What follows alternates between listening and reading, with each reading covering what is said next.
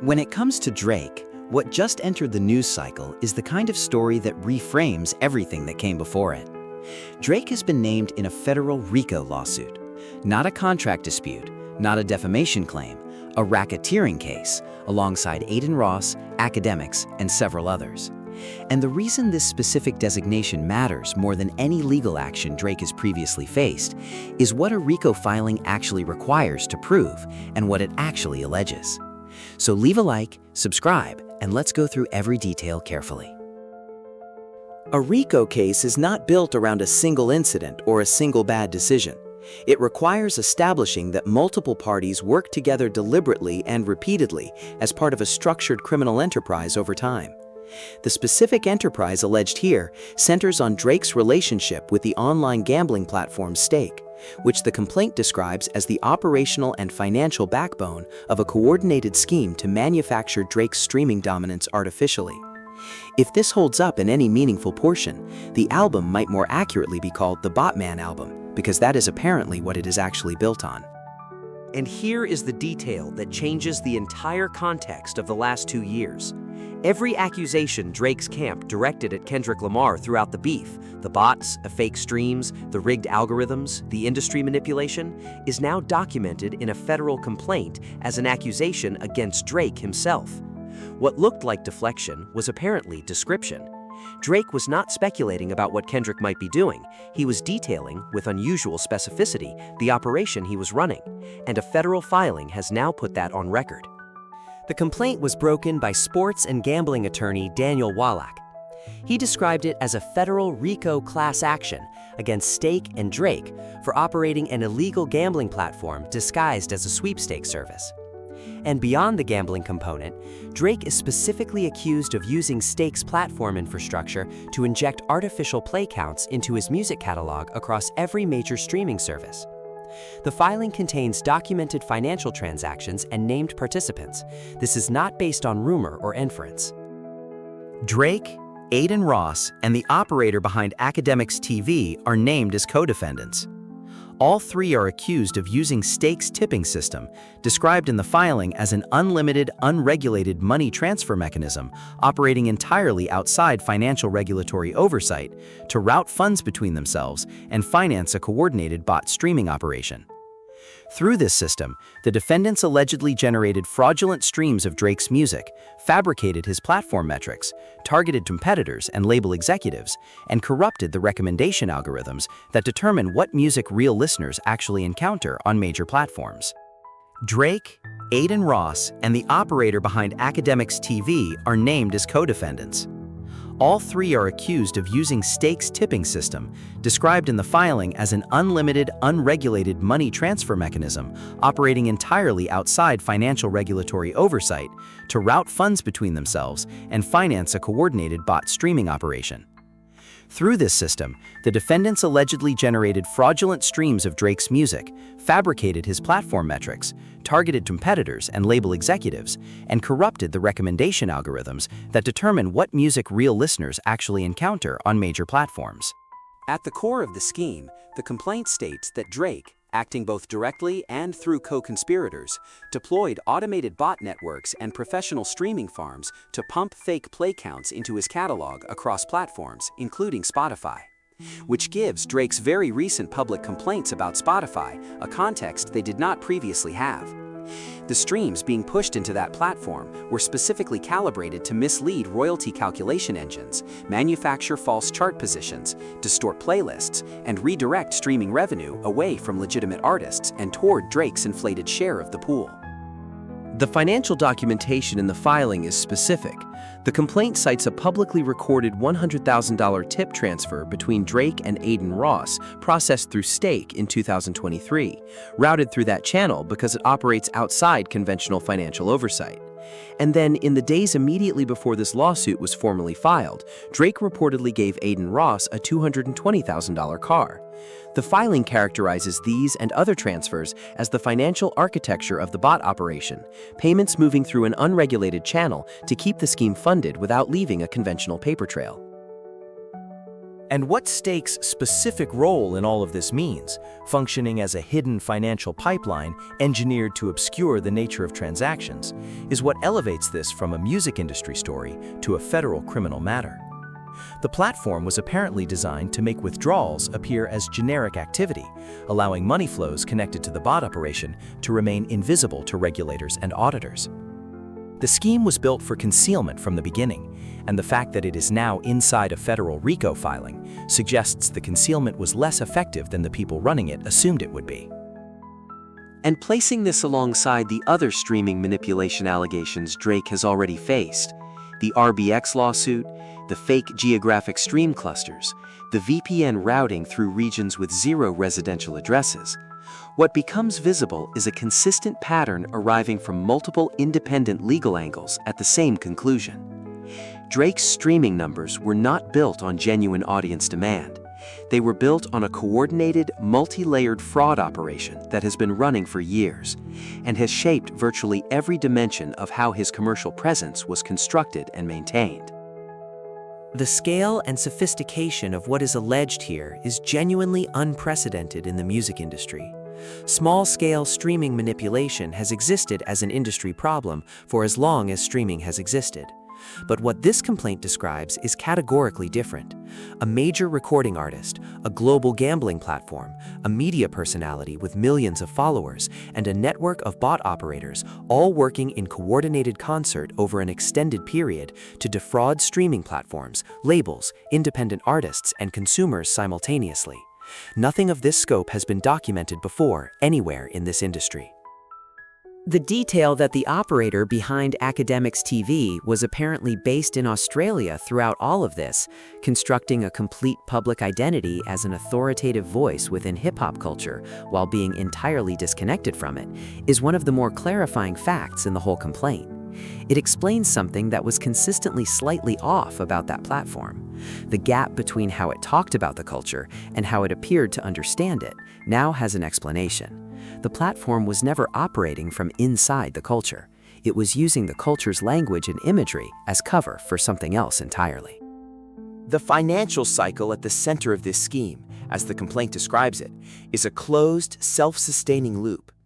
Drake routes money through Stake's unregulated tipping system to bot operators. Those bots generate fraudulent streams across major platforms.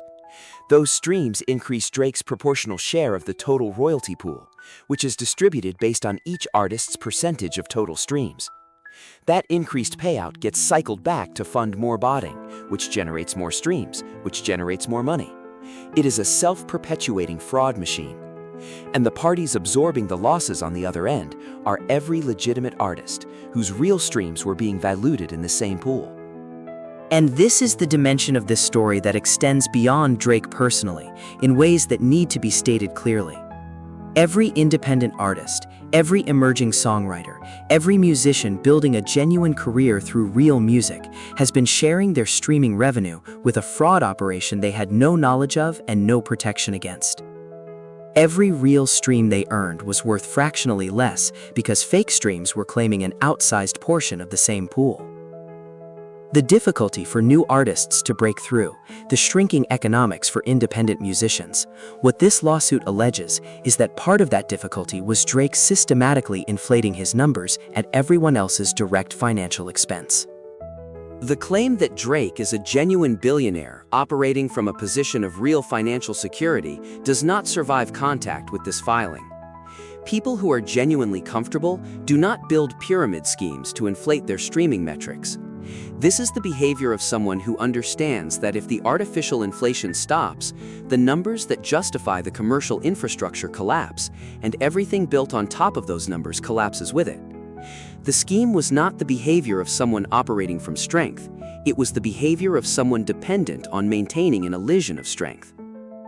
And the question this complaint forces about Drake's entire financial history is genuinely uncomfortable. If the streaming numbers have been systematically manufactured, if the metrics used to negotiate his contracts and establish his market value have been fraudulent, then the reported $400 million deal from UMG was justified by a commercial profile that may never have reflected real audience demand. And the ongoing contract renegotiation he has been pushing demanding even larger terms, is being pursued on the basis of streaming data that is now the subject of a federal fraud complaint. Whether Drake has ever been worth what he was paid, based on genuine demand rather than manufactured numbers, is no longer a rhetorical question. It is a live legal one. And the Not Like Us lawsuit looks completely different through the lens of this RICO filing. Because throughout that legal document, Drake described bot manipulation, fake streams, and algorithmic gaming, with a level of technical precision that struck observers as unusual for someone speculating about an opponent's possible behavior.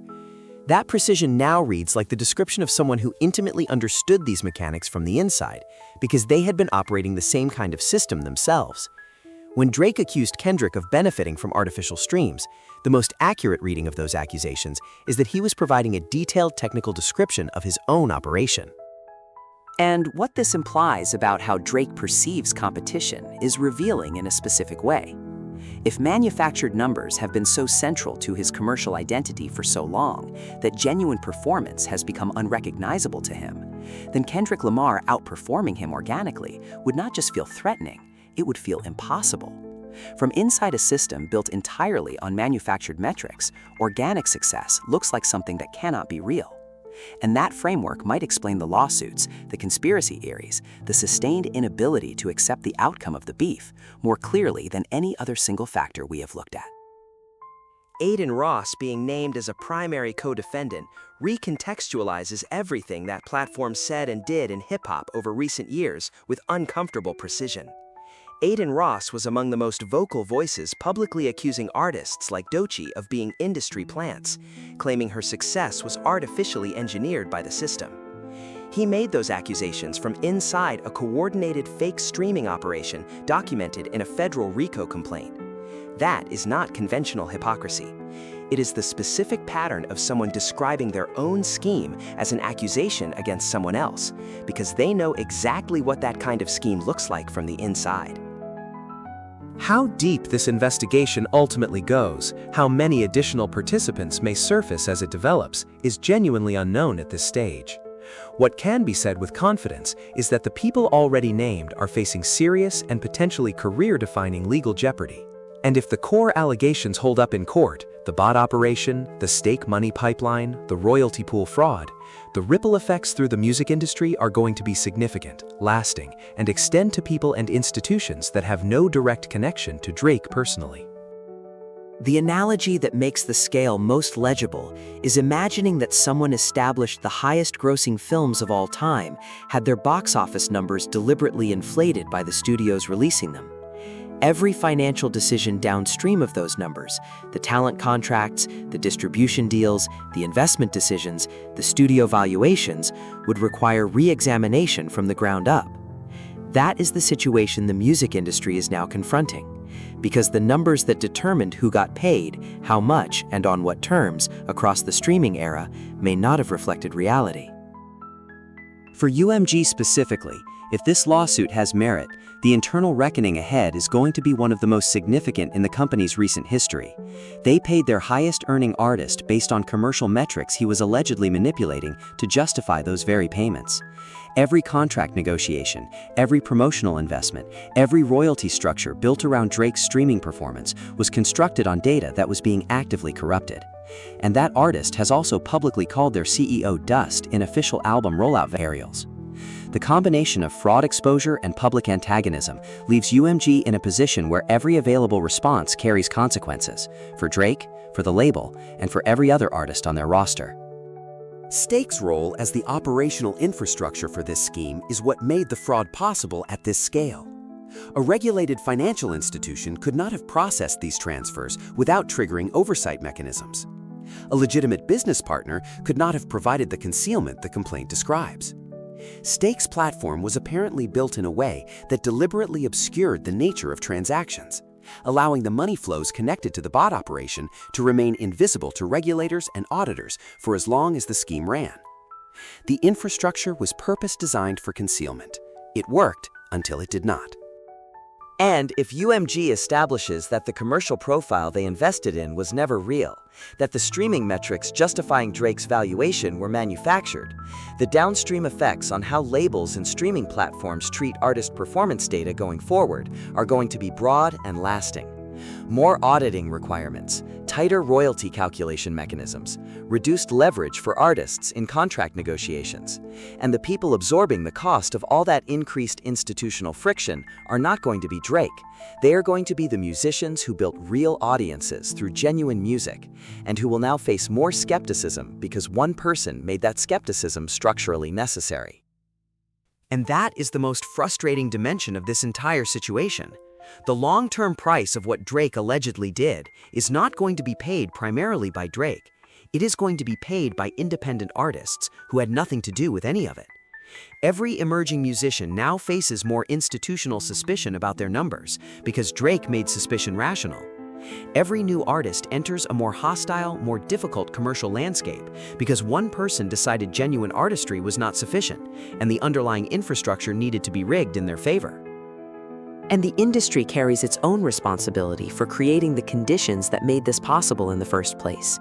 A commercial ecosystem built entirely around quantified metrics, stream counts, chart positions, algorithmic rankings, is an ecosystem that rewards people who are skilled at manipulating numbers over people who are skilled at making music. When the metric becomes the product, the incentive to manufacture the metric becomes overwhelming for anyone with the resources and the willingness to act on it. Drake was apparently both. And the industry is now confronting the logical conclusion of building its entire commercial logic around numbers that were always gameable. And while there is genuine satisfaction in watching consequences arrive for behavior that has been visible for a long time, that satisfaction has to be held alongside what comes next. Because if this lawsuit proceeds, the revelations it surfaces are going to be uncomfortable for people and institutions beyond just Drake. And the structural changes to how the music industry operates in the aftermath are going to affect artists who deserve better treatment, not just the ones who deserve exactly this outcome. Drake and the system that built him made their choices. Manufactured dominance over genuine artistry, numbers over music. And this is where those choices lead. Let me know what you think. What does the RICO designation mean for how this plays out in court? And what does the music industry look like on the other side of all of this? Leave a like and subscribe if you made it this far. It genuinely helps, and I appreciate every one of you. And check out the suggested video to see how Doechii just addressed the broader battle between real artistry and manufactured commercial success in one of the most significant songs we are going to hear this year.